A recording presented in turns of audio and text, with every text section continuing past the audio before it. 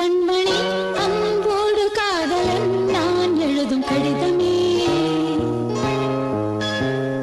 பொன்மணி உன் வீட்டில் சௌக்கியமா, நான் இங்கு சௌக்கியமே.